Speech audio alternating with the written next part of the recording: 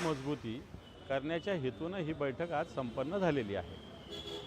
तुम्ही जो व्हिडिओ सकाळी दाखवलेला होता त्यानंतर अनेक जणांनी आहे त्याच्यावरती भाष्य केलेलं आहे, मॉर्फ केलेला व्हिडिओ आहे। कुठेतरी महेंद्र दळवींनी चॅलेंज दिला आहे का दानवेंना, असं देखील भरत गोगावले यांनी आठवणी बोलतात। मला असं वाटतं मला चॅलेंज द्यायची काही गरज नाही। महेंद्र दळवी काही माझे दुश्मन नाही आणि माझं याच्यात महेंद्र दळवी हेतूनं आरोप पण नाही। माझा आरोप ह्या हेतूनं आहे की एकीकडे शेतकरी हवालदिल त्याला रुपयाची मदत मिळत नाही, एकीकडे कोट्यवधी रुपयाचं अशा पद्धतीनं आमदारांना कुठून उपलब्ध होतात, हा माझा याच्यातला मुद्दा आहे। त्यामुळे चॅलेंज वगैरे द्यायचं असेल तर ते स्वीकारायची माझी तयारी आहे। कोणत्या प्रकारे चॅलेंज ते देतात, मला वाटतं ज्या गावच्या बाबळी त्याच गावच्या बोरी आहेत, त्यामुळे मी शिवसैनिक आहे, कोणतेही चॅलेंज स्वीकारायला माझी तयारी आहे। पण महेंद्र दळवी हा काही माझा व्यक्तिगत विषय नाही हे मी सुस्पष्ट करतो। माझा विषय व्यवस्थेचाही आहे।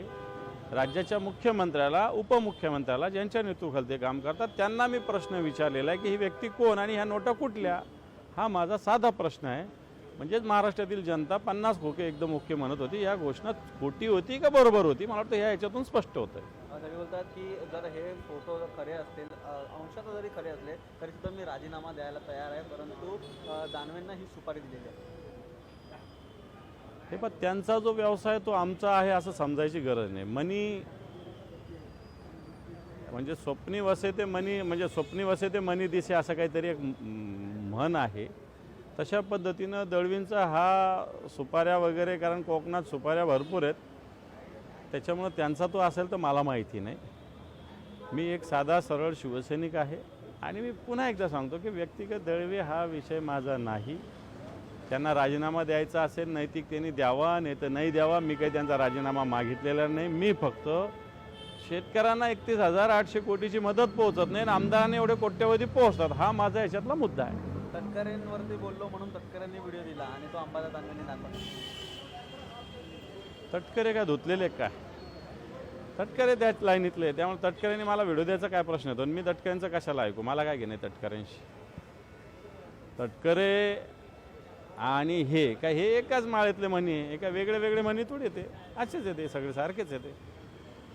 उद्धव ठाकरेंनी आज बैठक घेतली, त्या बैठकीत संपर्क प्रमुखांना सांगितलं की तुम्ही पैशांना बळी पडू नका, तुमच्याकडे अनेक आमिष येतील, जसं भाजप आहे ते आता एकनाथ शिंदेंचा कडीपत्त्यासारखा वापर करते असं देखील म्हटलेलं आहे। नक्की काय म्हणायचं होतं आणि यामधून प्रसाद लाड बोलतात की आता उद्धव ठाकरेंना एकनाथ शिंदेंचा काय उमाळा फुटलेला। एकनाथ शिंदेंचा उमाळा नाही फुटलेला, कढीपत्ता कशासाठी वापरतात माहिती आहे ना,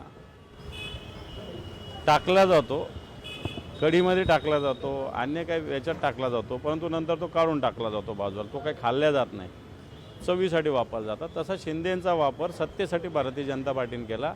आता सत्ता प्राप्त झाली, आता बहुमत त्यांच्याजवळ आहे, अजितदादा आहे, काही अपक्ष लोक आहे, त्यामुळे त्यांना आता एकनाथ शिंदेंचं महत्त्व नाही, हा सरळ सरळ मुद्दा। याच्यात उमाळा फुटायचं काय गोष्ट आहे। आम्ही जे आधी सांगत होतो की Bharatiya Janata party use and throw करते, ते भारतीय जनता पार्टी आता शिंदेशी करते, हे उद्धव साहेबांनी सांगितलं। याच्यात उमाळा फुटायचं काही गरज नाही, काही कारण पण नाही, तसा फुटलेला पण नाही। विरोधी पक्ष नेते पदासंदर्भात जरी सुद्धा सूत्र आहेत ते अध्यक्षांवरती टाकले असतील तरी सुद्धा शंभूराज देसाई बोलतात की हे विरोधी पक्ष नेते तुम्हाला मिळत नाही, यासाठी तुम्ही आत्मचिंतन आहे ते करावं पाहिजे, तुमच्यामुळे हे तुम्हाला विरोधी पक्ष नेता आहे ते मिळत नाही। याच्यात आत्मचिंतनाची काय गरज, याच्यात लोकशाहीच्या चिंधड्या तुम्ही उडवताय ना। जे आम्ही म्हणतोय संविधान संविधान वाचवा म्हणतोय ते हेच आहे।